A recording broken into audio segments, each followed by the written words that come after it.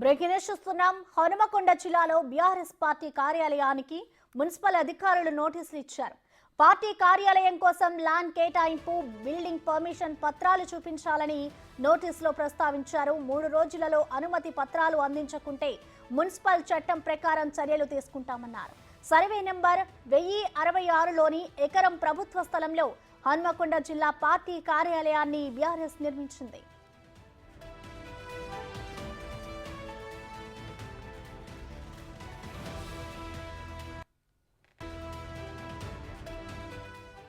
అనుమతుల పత్రాల విషయంలో 2 సార్లు బీఆర్ఎస్ నేతలు నోటీసులు తిరస్కరించారు. నిబంధనలకు విరుద్ధంగా భూమి కేటాయించారంటే గత నెలలో కలెక్టర్కు ఎమ్మెల్యే నాయని రాజేందర్ రెడ్డి ఫిర్యాదు చేశారు. నిన్న స్వయంగా మున్సిపల్ అధికారులు నోటీసులు ఇచ్చారు.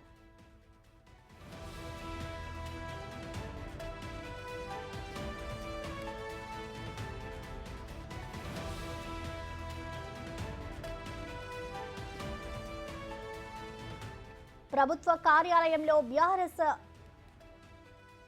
బీఆర్ఎస్ ఆఫీస్ కార్యాలయానికైతే అధికారులు నోటీసులు ఇచ్చారు. పార్టీ కార్యాలయం కోసం ల్యాండ్ కేటాయింపు, అలాగే బిల్డింగ్ పర్మిషన్ పత్రాలు చూపించాలని నోటీసుల్లో ప్రస్తావించారు.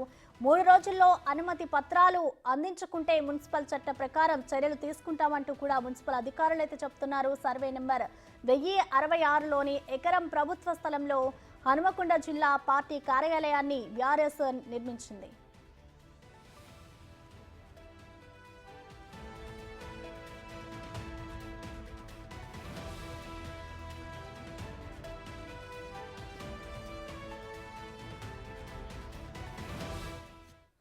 అనుమతుల పత్రాల విషయంలో 2 సార్లు అయితే బీఆర్ఎస్ నేతలు ఈ నోటీసులను తిరస్కరించారు. నిబంధనలకు విరుద్ధంగా భూమి కేటాయించారంటూ కూడా గత నెలలో కలెక్టర్కు ఎమ్మెల్యే నాయని రాజేందర్ రెడ్డి ఫిర్యాదు చేశారు. నిన్న స్వయంగా మున్సిపల్ అధికారులే బీఆర్ఎస్ కార్యాలయానికి అయితే నోటీసులు ఇచ్చారు. దీనికి సంబంధించిన కంప్లీట్ డీటెయిల్స్ మా ప్రతినిధి వేణు లైవ్ లో అందించడానికి సిద్ధంగా ఉన్నారు. వేణు, చెప్పండి, ప్రభుత్వ కార్యాలయంలో బీఆర్ఎస్ ఆఫీస్ నిర్మాణ విషయంలో ఇటు పార్టీ నేతలు ఎందుకు పత్రాలు చూపించలేకపోతున్నారు అనుకోవచ్చు వేణు? ప్రశ్న అంటే గత బీఆర్ఎస్ ప్రభుత్వ హయాం లోపల కొన్ని అక్రమంగా భూముల కబ్జాల విషయమే కావచ్చు, స్వయంగా పార్టీకి సంబంధించిన కార్యాలయ నిర్మాణంలో కూడా అవకతవకలు జరిగాయి. ప్రభుత్వ స్థలాన్ని ఒక నెంబరు పర్మిషన్లు తీసుకొని మరొక నెంబరు తమకు ప్రైమ్ ఏరియా లొకేషన్ లోపల కార్యాలయం నిర్మించుకున్న ఆరోపణలు వినిపిస్తున్నాయి. ఈ నేపథ్యంలో ప్రస్తుతం మనం ఉన్నటువంటి హనుమకొండ జిల్లాకు సంబంధించినటువంటి జిల్లా పార్టీ కార్యాలయం బాలసముద్రం లోపల నిర్మాణం జరిగింది. అయితే సర్వే నెంబర్ 1066 లోపల నిర్మాణం జరగగా పక్కనే పార్క్ ఉంటుంది. ఆ పార్కు స్థలం లోపల ఒక సర్వే నెంబర్ను అనుమతి పత్రాలు చూపిస్తూ మరొక సర్వే నెంబరు నిర్మాణం చేశారంటూనే ఆరోపణలు వినిపించాయి. దాంతోపాటుగా ప్రస్తుతం ఇక్కడ ఉన్నటువంటి ఎమ్మెల్యే నాయని రాజేందర్ రెడ్డి కూడా కలెక్టర్ కార్యాలయం లోపల ఫిర్యాదు చేశారు. ప్రస్తుతం మనం విజువల్స్ చూసేది కాంగ్రెస్ క్యాంప్, ఎమ్మెల్యేకి సంబంధించిన క్యాంప్ ఆఫీసు. అక్కడ కాంగ్రెస్ సంబంధించిన ఎమ్మెల్యే ఉన్నారు. దానికి ఆనుకునే ఈ ప్రదేశం లోపల బీఆర్ఎస్ పార్టీ కార్యాలయం ఉంది. ఇట్లా 2 ప్రతిపక్ష పార్టీలు, అధికార పార్టీలకు సంబంధించిన కార్యాలయం ఒకే చోట ఉంటే లా అండ్ ఆర్డర్ ఇష్యూ వస్తుంది. దాంతోపాటుగా ఈ యొక్క జిల్లా పార్టీ కార్యాలయం బీఆర్ఎస్ సంబంధించిన కార్యాలయం కూడా అనుమతులు సరిగా లేవు. దాంతోపాటుగా నిబంధనలకు విరుద్ధంగా ప్రైమ్ లొకేషన్ లోపల ఎకరం స్థలాన్ని, ప్రభుత్వ స్థలాన్ని కూడా అన్యాయంగా ఆ పార్టీ కేటాయించుకొని అనుమతులు లేక నిర్మాణం చేశారంటూ కూడా ఆయన కలెక్టర్ ఫిర్యాదు చేశారు. సో ఆ ఫిర్యాదును బేస్ చేసుకునే ఆ టౌన్ ప్లానింగ్ అధికారులు గత 4 రోజుల నుంచి కూడా వీళ్ళకి నోటీసులు ఇవ్వడానికి ప్రయత్నించగా 2 సార్లు తిరస్కరించడం జరిగింది. అయితే నిన్న టౌన్ ప్లానింగ్ అధికారులు అందరూ కూడా కార్యాలయానికి వచ్చేసి ఇక్కడటువంటి ఆఫీస్ బేరర్స్కి నోటీసులు ఇచ్చారు. దానిలో సెక్షన్ 254 ఆఫ్ మున్సిపల్ యాక్ట్ ప్రకారం కూడా దీనికి సంబంధించిన కేటాయింపు అనుమతులు, దాంతోపాటుగా పూర్తిగా ఈ నిర్మాణానికి సంబంధించిన అనుమతులు, 2 బిల్డింగ్ పర్మిషన్స్, ఈ 2 కావాలంటూ 3 రోజుల టైం కూడా కేటాయించారు. 3 రోజుల లోపల కనుక ఆ అనుమతి పత్రాలు, భూమి కేటాయింపు పత్రాలు కనుక మున్సిపల్ అధికారులకు అందించకపోతే వాళ్ళు సెక్షన్ 254 ప్రకారం కూడా తదుపరి చర్యలకు వెళ్తామంటూ కూడా అందులో ఘాటుగానే హెచ్చరించారు. అంటే దీన్ని బట్టి చూస్తే ఇప్పటి వరకు ఈ యొక్క నిర్మాణానికి సంబంధించి బిల్డింగ్ పర్మిషన్లు కూడా సరిగా లేవనట్టు ఒక చర్చ కూడా జరుగుతుంది. సో దీని ప్రకారం అటు బీఆర్ఎస్ పార్టీ అనుమతి పత్రాలు అందిస్తారా లేకపోతే నెక్స్ట్ కోర్టుకు వెళ్తారనేది కూడా ప్రస్తుతం ఒక చర్చనీయాంశంగా మారింది. ఏదేమైనా కూడా గత ప్రభుత్వం లోపల ఇటు బీఆర్ఎస్ పార్టీ ప్రైమ్ లొకేషన్ ఉన్నటువంటి జాగాల్ని ఈ విధంగా తమకు అన్యాయంగా, అక్రమంగా తక్కువ ధరకు కేటాయించుకున్నట్టు ఒక అంశం అయితే ప్రస్తుతం జిల్లా వ్యాప్తంగా చర్చనీయాంశం అవుతుంది. సో దీనిపై ప్రస్తుతం స్పందించడానికి మాజీ ఎమ్మెల్యే వినయ్ భాస్కర్ కూడా అందుబాటులోకి రాలేదు. సో దీన్ని చూడాలి. ఈ 3 రోజులు అంటే నిన్న నోటీసులు సర్వ్ చేయడం జరిగింది. రేపటి వరకు కూడా ఈ 3 రోజుల గడువు ఉంది. ఇక ఎల్లుండి దీనికి సంబంధించి కనుక అనుమతి పత్రాలు అందించకపోతే మాత్రం మున్సిపల్ అధికారులు అయితే కఠిన చర్యలు తీసుకునేందుకైతే ముందుకెళ్తున్న పరిస్థితి కనిపిస్తోంది ప్రసన్న. శ్వేను, అలాగే గతంలో కూడా నోటీసులు ఇచ్చారు. నోటీసులు తీసుకుపోవడానికి గల కారణాలు ఏమై ఉండొచ్చు అనుకోవచ్చు వేణు? అంటే అధికారం చేతిలో ఉంది అని చెప్పుకునే ఈ నోటీసులు తీసుకోలేదనుకోవచ్చా? Yes, exactly. ఎందుకంటే గతం నుంచే కూడా ఈ యొక్క పార్టీ కార్యాలయ నిర్మాణము, ఈ యొక్క కేటాయించుకున్నటువంటి ప్రైమ్ లొకేషన్, ఇదంతా హన్మకొండ నడిబొడ్డు ఉన్నటువంటి బాలసముద్రంలోని ప్రైమ్ లొకేషన్. ఇక్కడ పార్టీ కార్యాలయానికి ఎకరం స్థలం, ప్రభుత్వ స్థలం కేటాయించుకోవడం పైన గతం లోపల కూడా ప్రతిపక్షంలో ఉన్నటువంటి అటు నాయన అనేది కాంగ్రెస్ నేతలు ఎన్నో ఆరోపణలు చేశారు, బీజేపీ నేతలు కూడా ఆరోపణలు చేశారు. అయినా కూడా అప్పటి ప్రభుత్వంలో ఉన్నారు కాబట్టి దీనికి సంబంధించి వాళ్ళు ఎటువంటి సంజాయిషి ఇచ్చుకోలేదు. దీనికి సంబంధించి నిజానిజాలు అంటే కూడా ప్రజలకు చెప్పే ప్రయత్నం చేయలేదు. అయితే కాంగ్రెస్ ప్రభుత్వం ఏర్పడిన తర్వాత ప్రభుత్వ స్థలాలు, అన్యాక్రాంతమైన స్థలాల్ని గుర్తించాలి, వాటి అన్నింటినీ కూడా ప్రభుత్వ కార్యాలయాల కోసం వాడాలనేటువంటి ఒక చిత్తశుద్ధం ముందుకెళ్తుంది. సో ఈ నేపథ్యంలోనే ఈ ప్రస్తుతం మనం ఉన్నటువంటి ఈ బీఆర్ఎస్ పార్టీ జిల్లా కార్యాలయం కూడా ప్రైమ్ లొకేషన్లో ఉంది. ఎకరం స్థలం అనవసరంగా వాళ్ళు కేటాయించుకోవాలి, మరో చోట వాళ్ళకి రాజకీయ పార్టీలకు కేటాయించుకోవాలి, కానీ దాన్ని ప్రైమ్ లొకేషన్లో కాదు వేరే చోట కేటాయిస్తామంటూ కూడా నాయన రాజేంద్ర చెప్పారు. అదే తాను లిఖితపూర్వకంగా కలెక్టర్ కూడా ఇచ్చారు. అయితే దాన్ని బేసిస్ చేసుకుని నోటీసులు ఇచ్చినంత వరకు కూడా వీళ్ళు తీసుకోకపోవడంతో ఇక్కడ బిల్డింగ్ పర్మిషన్లు కూడా సరిగా లేవనే అంశం కూడా తెలుస్తుంది. దాంతో పాటుగా కేటాయింపు విషయంలో కూడా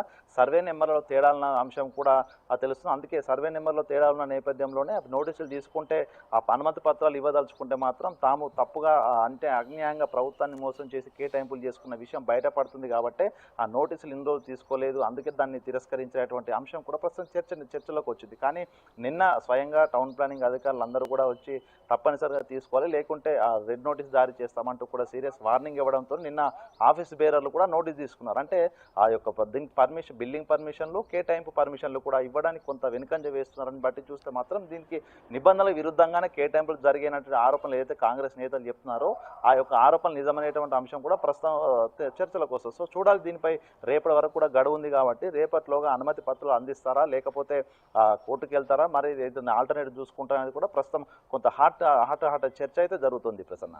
వేణు, అలాగే పార్టీ కార్యాలయాల విషయంలో ప్రభుత్వ నిబంధనలు ఏం చెప్తున్నాయి వేణు?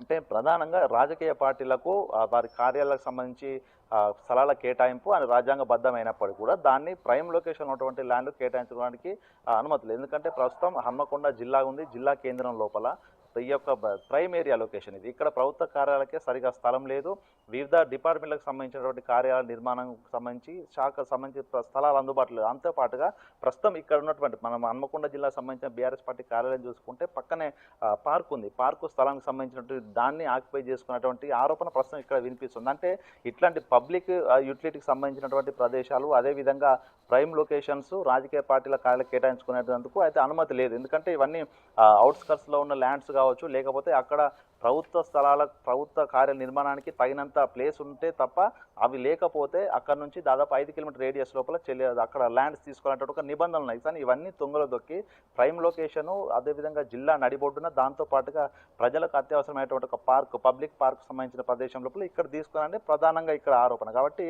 కొన్ని నిబంధనలు ఉన్నాయి, రాజకీయ పార్టీలకు స్థలాల కేటాయింపుకు వ్యతిరేకం కాదా, చట్టబద్ధంగా కూడా కేటాయింపులు చేసుకోవచ్చు తక్కువ ధర లోపల, కానీ ఈ ప్రైమ్ లొకేషన్లో మాత్రం చేసుకోవడానికి వీల్లేదు. కానీ ఆ నిబంధనలు సడలించుకొని వాళ్ళ నిబంధనలు కూడా తుంగలు తొక్కుతూనే ప్రస్తుతం ఇక హన్మకొండ జిల్లా బీఆర్ఎస్ పార్టీ కార్యాలయం కోసం అనుమతులు తీసుకున్నారు, అదేవిధంగా కేటాయింపులు జరుపుకున్నారు. ప్రస్తుతం ఇదే ఇక్కడ చర్చలో ఉంది కాబట్టి దానికి సంబంధించే ఈ నోటీసులు అయితే ఇవ్వడం జరిగింది. కానీ మరో చోట ఇప్పుడు ఇచ్చినటువంటి ప్రస్తుతం ఉన్న కాంగ్రెస్ ఎమ్మెల్యే కలెక్టర్కి ఇచ్చిన నోటీసు లేఖలో కూడా మరో చోట రాజకీయ పార్టీలకు స్థలం కేటాయించుకోవచ్చు, ఎందుకంటే గత ప్రభుత్వ హయాం లోపల కాంగ్రెస్ పార్టీ జిల్లా కార్యాలయం కోసము ఆ స్థలం కేటాయించాలంటూ రిప్రజెంటేషన్ కూడా ఇచ్చారు. కానీ ఇంతవరకు దాని మీద కూడా ఎటువంటి చర్యలు తీసుకోలేదు. దాంతోపాటుగా ప్రైమ్ లొకేషన్లో స్థలాలే లేవు, ఇవ్వలేమంటూ కూడా తనకు రిటర్న్ జవాబు కూడా ఇచ్చారు. అంటే అది కొన్ని నిబంధనలు చూస్తూనే తనకు ఇక్కడ ఇవ్వలేమంటూ కూడా చెప్పారు. కానీ అధికార పార్టీ పక్షానికి వస్తే మాత్రము ప్రైమ్ లొకేషన్ లోపల ఎకరం స్థలాన్ని కేటాయించుకోవడం అనేది కూడా పూర్తిగా నిబంధనలకు విరుద్ధం. సో ఈ పాయింట్ బేసిస్ చేసుకుని ప్రస్తుతము తాను కలెక్టర్కు పిటిషన్ ఇవ్వడం జరిగింది. ఆ పిటిషన్ బేసిస్గా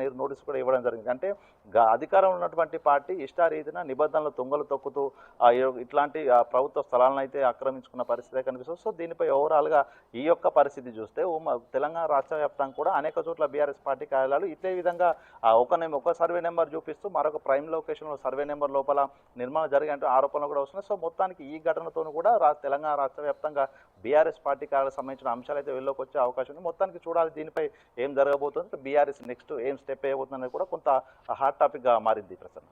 శ్వేను, అలాగే చూసుకుంటే ఇటు సూర్యాపేట జిల్లాలో కూడా పర్మిషన్ లేకుండా నిర్మించిన బీఆర్ఎస్ ఆఫీస్ని కూల్చేయాలి అంటూ కూడా ఇటు మంత్రి కోమటిరెడ్డి అన్నారు కదా, మరి ఇప్పుడు హనుమకొండ విషయంలో కూడా ఇదే నిబంధన వర్తిస్తుంది అనుకోవచ్చా?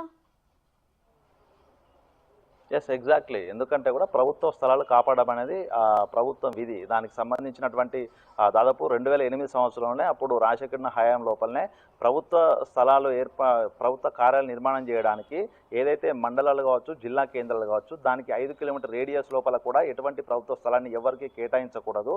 భవిష్యత్తు లోపల జనాభా పెరుగుతుంది, కార్యాలయాలు అవసరం వస్తాయి, దాంతోపాటుగా ప్రభుత్వానికి కొన్ని అవసరాలు పెరుగుతాయి కాబట్టి ఆ రేడియస్లోనే అంటే ఆ కేంద్రం మండల కేంద్రం కావచ్చు, అది జిల్లా కేంద్రం కావచ్చు, ఆ పరిధి లోపల ప్రభుత్వ స్థలాలను కాపాడుతూ ఉండాలనేటువంటి అంశాన్ని కూడా ఒక జీవో కూడా తీసుకొచ్చారు. దాంతోపాటుగా 2012-13లో కూడా గతం లోపల ప్రభుత్వం పేదలకు ఇచ్చిన స్థలాలు కావచ్చు, దాని లోపల ఎటువంటి నిర్మాణాలు చేసుకోకపోతే రెజ్యూమ్ చేసుకోవడం జరిగింది. రెవెన్యూ రికార్డుల ప్రకారంగా కూడా ఎటువంటి నిర్మాణాలు చేసుకోకుండా పేదలు వాడుకొని స్థలాలని కూడా రెజ్యూమ్ నోటీసులు ఇచ్చి రెజ్యూమ్ చేసుకున్నారు. అంటే మండల కేంద్రాలు, జిల్లా కేంద్రాలకు ఒక సర్టెన్ రేడియస్ను ఫిక్స్ చేసుకుని వాటన్నిటిగా ప్రభుత్వం తిరిగి తీసుకుంది. అంటే ఆ స్థలాలు భవిష్యత్తులో అవసరపడతాయి, ప్రభుత్వం వినియోగించుకుంటున్నటువంటి ఆ అంశం అప్పుడే ముందస్తుగానే ఆలోచించి ఈ యొక్క జీవం కూడా తీసుకున్నారు. కానీ ఈ 10 ఏళ్ల బీఆర్ఎస్ కాలం లోపల ఈ ప్రైమ్ లొకేషన్లు ఎక్కడెక్కడ ఉన్నాయో దాని లోపల ఉన్నటువంటి ప్రభుత్వ స్థలాలను భవిష్యత్తు లోపల ప్రభుత్వానికి, ప్రభుత్వ కార్యాలకు ఉపయోగించాల్సింది పోయి ఈ విధంగా అక్రమంగా వాళ్ళు తీసుకోవడమే కాకుండా నిర్మాణాలు కూడా జరిగింది. అయితే ఆ నిర్మాణాలు కూడా పూర్తి స్థాయిలో బిల్డింగ్ పర్మిషన్స్ కూడా లేవు. సో ప్రస్తుతం సూర్యాపేట కావచ్చు,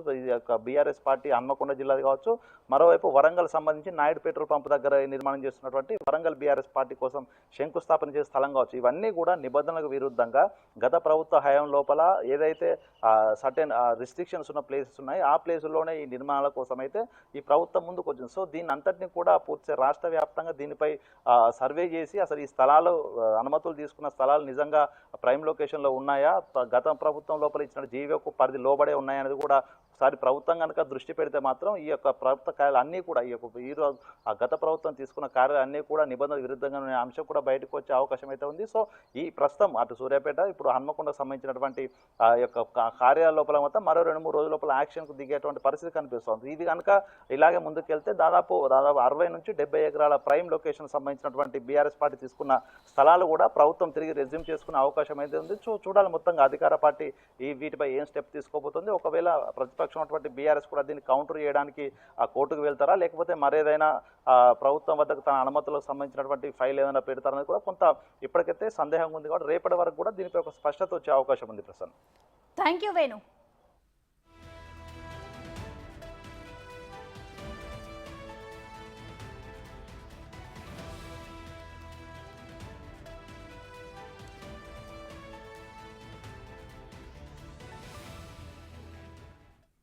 హనుమకొండ జిల్లాలోని బీఆర్ఎస్ కార్యాలయానికి మున్సిపల్ అధికారులు నోటీసులు ఇచ్చారు.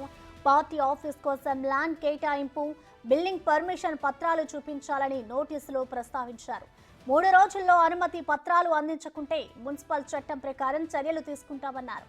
సర్వే నంబర్ 1066లోని ఎకరం ప్రభుత్వ స్థలంలో హనుమకొండ జిల్లా పార్టీ కార్యాలయాన్ని బీఆర్ఎస్ నిర్మించింది.